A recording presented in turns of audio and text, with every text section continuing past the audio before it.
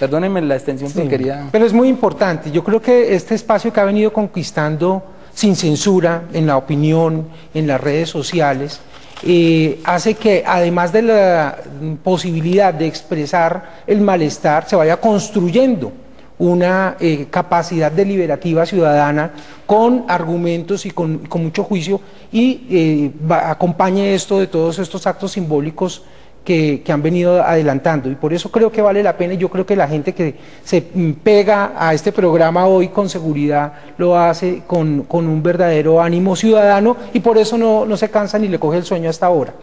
Hace 20 años el Congreso tenía un poco más de 100 miembros adicionales, ya se recortó un poco. Hacían turismo parlamentario, ausentismo de manera impune, tenían inmunidad parlamentaria, el voto secreto era todavía, digamos, más reforzado, ahora nos podremos referir a él. Tenían muchas menos inhabilidades, incompatibilidades, había muchos más familiares dentro del Congreso, había mucho más nepotismo. Sesionaban solamente de julio a diciembre, y ahora con la Constitución del 91 se acabó la inmunidad y se creó el sistema de fuero, que en estos últimos 8 años ha venido funcionando muy bien.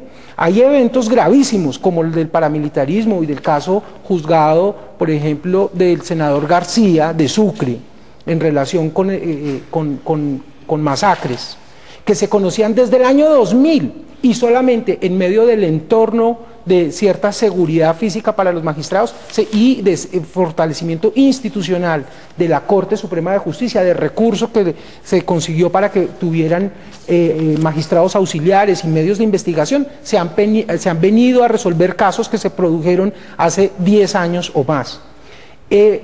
Pero el Congreso yo lo veo dubitativo, porque todo este destape lo que demuestra es que ocurrieron hechos gravísimos, pero que la institucionalidad colombiana viene dando respuesta. Una de las últimas respuestas institucionales la impulsó el gobierno y se adoptó por constitución, y es que con solamente la orden de captura, como en el caso del senador Cáceres, sin esperar a la condena, la silla queda vacía y no puede ser ocupada por otro congresista. Pero ya están en esas contrarreformas de las que usted habla, ya viene la segunda Pero instancia. estamos en un ambiente de contrarreforma, y no solamente la segunda instancia, está siendo derogada la silla vacía y el país no lo ha dicho. Exacto. Y está siendo debilitada de manera importante, se le está inoculando un virus que lo va a exterminar. Pero ojo con esto, esto es lo más importante de lo que vamos a hablar hoy en el programa. En el artículo 183, como quedó escrito en la Constitución del 91, decía que los congresistas perderán su investidura por violación al régimen de inhabilidades e incompatibilidades o del régimen de conflicto de intereses. ¿Qué significa esto, conflicto de intereses? Que un congresista no podía votar o legislar en temas que a él le incumbieran o que a él le afectaran. Pues estos señores el año pasado hicieron un acto legislativo para los televidentes, que es una reforma a la Constitución, que fue el acto legislativo número 1 de 2011. Jessica, explíquele a los televidentes qué dice ese acto legislativo, qué quieren hacer ellos con ese acto legislativo. Bueno, ese acto legislativo básicamente lo que hizo fue adicionar un parágrafo al artículo 183 en el que se daban el derecho de votar y de participar en los debates de actos legislativos en los que ellos incurrieran en conflictos de intereses. Entonces, digamos que el argumento dentro de la ponencia es que los actos legislativos se limitan a declarar valores y principios de orden y carácter como general, y que por esa razón no se pueden entrar en conflictos de interés. Lo cual pues resulta un poco absurdo, porque por un lado, si no hay contradicción, no puede entrarse en conflicto de interés, no habría necesidad de colocar una excepción a la regla, no se justifica. Pero ojo con esto. Lo primero que hicieron, tan pronto aprobaron el acto legislativo, que fue en mayo, sí, fue el presidente del Congreso presentar un proyecto de inmunidad parlamentaria. ¿Por qué lo hizo después de presentar el acto legislativo? Porque si lo hubiera hecho antes, entra en conflicto de intereses, porque él estaba investigado por la Corte. y por la Fiscalía y por la Procuraduría. Pero como ya no existía esa inhabilidad, ese conflicto de intereses, ya lo habían abolido de la Constitución, pues presentó ese acto y no solamente ese, venían otros. Empezó a continuar, claro, continúan presentando porque ya no hay conflictos. Mafe, regálanos una opinión que tenías ahí embolatada y vamos después con Nadine. Bueno, ya que estamos hablando de la silla vacía y la importancia, yo creo que ahora que viene la reforma, que es muy importante, la reforma a la justicia, uno de los puntos a tratar es que la silla vacía se va a eliminar como sanción, lo cual sería gravísimo, porque entonces los partidos políticos, ¿qué están haciendo? Ponemos uno que además tiene investigaciones, otros que han sacado directamente acusados, y seguimos teniendo un espacio ahí, y me parece que es algo complicado y el país lo tiene que conocer, porque las condiciones de la silla vacía son bastante graves. Y lo segundo que quería comentarles era como, yo creo que hay que dejar muy claro también la importancia de que todo esto que está pasando y toda esta constituyente, como abrimos el programa y todo esto, también nace del único proceso de paz que ha sido realmente exitoso en este país, y es con el M-19. Nos guste o no nos guste, sea como sea, el país logró algo importante, y este es el momento donde hay muchos que han sido elegidos, nos guste o no nos guste, vuelvo y repito, democráticamente. Entonces creo que todo esto abre un camino muy importante, pero que definitivamente también, digamos que va a marcar. Creo que esa será como una de las... con Nadine, que nos tiene ya como primera carta de oficio, ¿sí o no? Sí.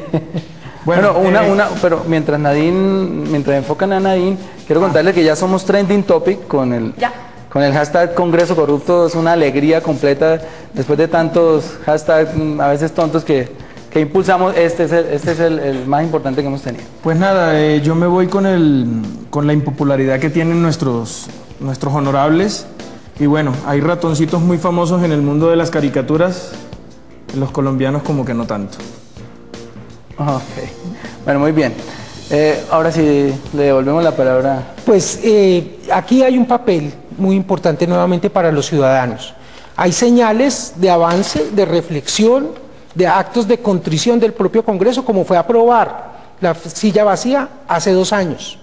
Hubo un acuerdo, un impulso del gobierno por elevar los estándares. Incluso algunos hoy día siguen considerando que va contra los derechos humanos, que alguien que no ha sido condenado, pierda su trabajo, ¿cierto?, de representación política. El debido proceso. Entonces eso se hizo acá, pero está siendo derogada. Lo peor, Mafe, de la reforma política, de la reforma a la justicia, es la contrarreforma política, que mata la silla vacía y que le inocula un veneno poderosísimo a la pérdida de la investidura. La pérdida de investidura es una figura que se creó para fortalecer el Congreso, la legitimidad. En la medida en que existía un malestar tan grande hace 22 años con el Congreso, se crearon una serie de herramientas, se les puso a sesionar más tiempos al año, se les subió los salarios para que no se dedicaran a nada más.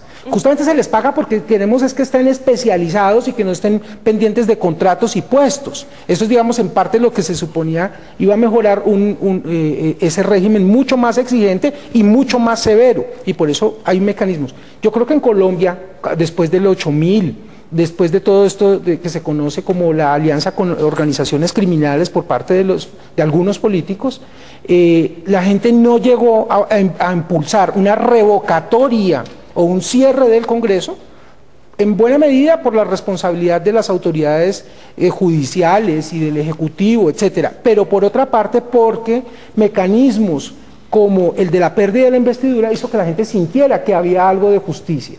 Pero si ahora, en lugar de avanzar, los cambios son en reversa, como debilitando la pérdida de investidura, puede aumentar y acabar lo que nos explicaba Jessica ahora, del conflicto de intereses, que genera un incentivo enorme para que los intereses personales se lleven a rango constitucional y se eche una gran reversa matando todo esto, y que la inmunidad, etcétera. Entonces es muy importante que un espacio como este de Sin Censura ventile estos temas y que las redes sociales estén muy despiertas y atentas para impedir que esos sueños se nos conviertan en pesadillas. Esa es una pregunta que le tengo para el final del programa, es exploremos fórmulas para volver a cambiar lo que no está bien. Yo sé que por vía de referendo es muy complicado, no sé si haya antecedentes ya de alguna ley que por vía de referendo haya pasado, yo no creo, porque ni siquiera la ley del agua El referendo del agua. Hay tutelas pendientes ahorita. Vamos a explorar posibilidades diferentes a las armas que tanto censuramos por medio de la no violencia para poder cambiar lo que está mal en este país. Y ahora nos ayuda Oscar. Y venimos con Jessica para que nos expliques en qué consiste la demanda que vamos a interponer mañana ante la Corte Constitucional sobre este acto legislativo número 1 del año pasado. Vamos a comercial.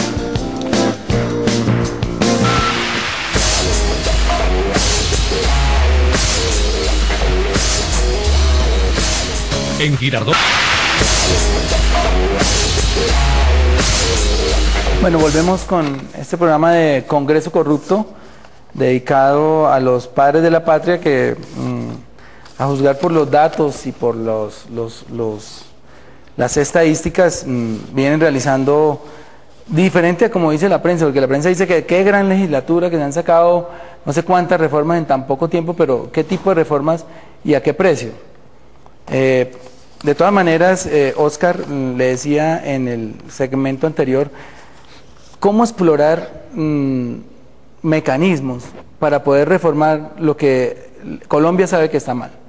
Bueno, son distintas las maneras que están al alcance de la mano de los ciudadanos y de las organizaciones. Es muy importante opinar en las redes y enterarse de los argumentos y del trámite de los distintos proyectos. Hay proyectos que son cambios, pero parecen quinta, que adelantan. Ahorita en el Congreso, por ejemplo, se está aprobando unos mecanismos que impulsé, como sala anticorrupción, para que los congresistas tengan que rendir cuentas, que todas las sesiones sean en directo, que se transmitan por internet, etcétera. Un régimen de avanzada, que la gente, una sola persona, le pueda dirigir ideas a los congresistas sobre proyectos de ley o control político, pero hay también quienes quieren impulsar reversa.